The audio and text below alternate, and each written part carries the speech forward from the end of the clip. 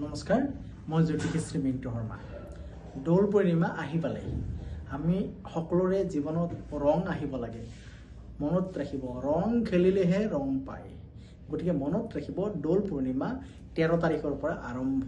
সিদিনা আমাৰ ভগৱান প্ৰভু শ্ৰীকৃষ্ণৰ চৰণত আমি দৌল পূৰ্ণিমা 13 তাৰিখে আমি তেওঁৰ চৰণত ফাকু দি আমাৰ জীৱনৰ যদি ৰংবোৰ ঘূৰি আহে সিদিনা আমি প্ৰথমতে ভগৱান শ্ৰীকৃষ্ণৰ নামত সিদিনা আমি ফাকু উৎসৰ্গা কৰিম তাৰ ফিৰা দিনা আমি ফাকু খেলিম কিন্তু মনত ৰাখিব দৌল পূৰ্ণিমাৰ দিনা প্ৰতিজন মানুহে ফাকু খেলিবলৈ চেষ্টা কৰিব কাৰণ ৰং দিলেহে ৰং পায় গতিকে ৰং ল'বলৈ জীৱনত চেষ্টা কৰিব কিন্তু বিশেষ কৰি যিসকল লোকৰ জীৱনত খুব অশান্তি হৈ আছে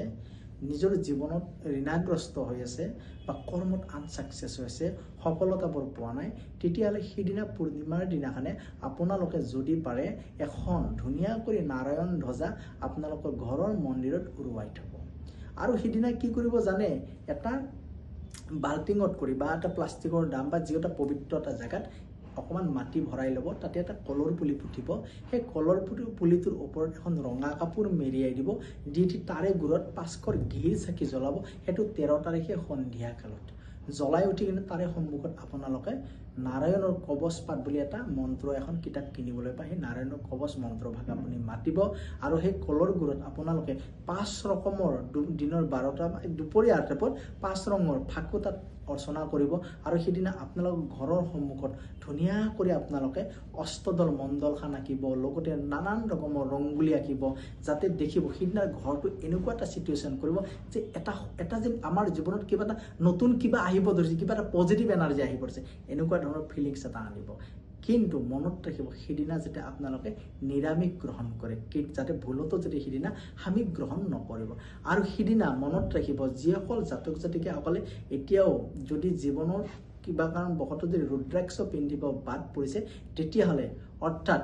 14মুখী ৰুদ্ৰাক্ষ পঞ্চমুখী ৰুদ্ৰাক্ষ কোন লৰা ছোৱালীৰ কাৰণে পঞ্চমুখী ৰুদ্ৰাক্ষ যিসকলৰ কৰ্মত সাকসেস হোৱা নাই সপ্তমুখী ৰুদ্ৰাক্ষ পৰিধান কৰিব পাৰে আৰু স্পেশালি যিসকল লোকে এতিয়াও কাছৰ আঙুঠি পিন্ধিবলৈ বাকি আছে বহুত ভাল দিন শুভ দিন আপোনালোকে এনেকুৱা ধৰণৰ কাছৰ আঙুঠি পৰিধান কৰিব পাৰে আৰু সিদিনা সন্ধিয়া আপোনালোকৰ পদুলিত আপোনালোকে সিদিনা তিল তেলৰ চাকি বা মিঠাতেলৰ চাকি দুগজ জ্বলাবলৈ আপোনালোকে অৱশ্যই চেষ্টা কৰিব জ্বলালে কি হয় জানেনে ৰাধাৰাণীৰ আশীৰ্বাদ পোৱা যায় আৰু সিদিনা ওম কৃষ্ণায় বাসুদেৱায়